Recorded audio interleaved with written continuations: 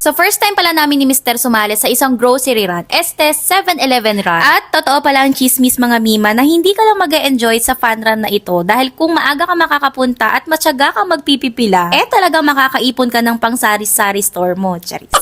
At dahil nga 10 minutes away lang naman yung bahay namin from PhilInvest, kaya naman hindi na kami masyadong na-rush ni Mr. Nga lang medyo nagpaikot-ikot lang talaga kami sa parking dahil hindi namin na-anticipate na sarado pa pala yung parking sa may 1-3U. Kaya buti na lang talaga ay may slot pa dito sa steel parking sa may festival. Kaya hindi pa kami nakakapunta ng event, nasusubukan na nga yung relasyon namin ni Mr. dahil hindi nga kami magkasundo kung saan kami magpa-parking. Pero mga 5:30 AM, nandito naman na kami sa mga booth. Kakungat magpipipila na kami sa mga sponsors habang hindi pa tirik ang araw at 6:45 pa naman ang gun start ng 5 kilometer. At dahil nga wala pa kaming almusal, kaya naman itong kape muna ang una naming pinilahan. May bibila ka na, may robas.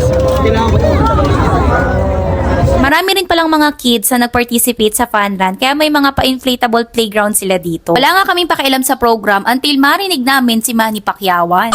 Mga 5 minutes nga niyang nakot ang attention ko dahil akala ko talaga si idol na talaga. Pero dahil freebies is lifer at makaipon ng groceries is lifest, kaya naman mas pinili naming mag-ikot-ikot ni Mr. Pero nga't mukhang puro ikot lang ang ginawa namin ni Mr. dahil hindi mahaba ang pila mga mima. Sobrang haba! Kaya ayan, sabi ko kay Mr. mag-picture-picture na nga lang kami dahil mukhang talo kami sa paghahakot ng freebies. Pero may mga booth din naman na walang pila, kagaya nga nitong tender juicy. Aba at sayang din naman ang isang toothpick ng hotdog at laman tiyan din yan. Buti na rin talaga maraming mga service toilet dito dahil sa dami ng sponsor ng free food and drinks magkanda halo-halo talaga yan sa tiyan mo kapag kinain mo agad. Tulad nga namin, nakakatikim lang ng kape nag-sparkling juice naman. Na-stress nga ako dito dahil pag start na nga kami hindi ko pa nga nauubos itong iniinom ko. Masaya rin palang tumakbo ng ganito kadami dahil kahit mabagal yung pacing mo, kahit gaano kabagal ang pacing mo, may makakasabay ka ring sing bagal mo. Kaya wala talagang pressure yung takbo mo at in-enjoy mo lang din talaga lalo na sa tulad ko na wala pa namang hinihit na PR. Halos wala nga rin kami pinalagpas ng mga aiding station kasi kako mas mabilis pang kumuha ng drinks dito kaysa dun sa mga booth.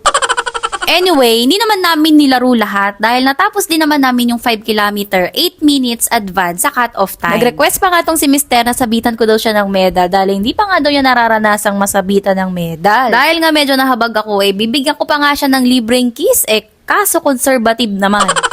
So after namin kuhain itong medal at yung loot bag, sinubukan pa namin pumila sa ilan sa mga sponsors pero hindi na talaga namin kinaya. 8 AM pa lang ito ng umaga pero tirik na yung araw kaya kako suko na at baka tayo'y biglang isugod sa Asian Land. Basta ako kako masaya na dito sa isang malamig na battle ng Pocari Sweat. Kaya naman habang busy ang mga runners sa pagkuha ng mga freebies, inaya ko nga si Mr. dito sa may finish line. Sabi ko nga sulitin na namin yung pag-picture at video dito sa may finish line dahil baka kako may bayad yung mga pitik ng photographer. At hindi nga ako nagkamali, mga mima. So, ito pala yung itsura ng finisher shirt, mga mima. So, yun lang. Until our next fun run. Bye! Dito tayo sa Trust Fund.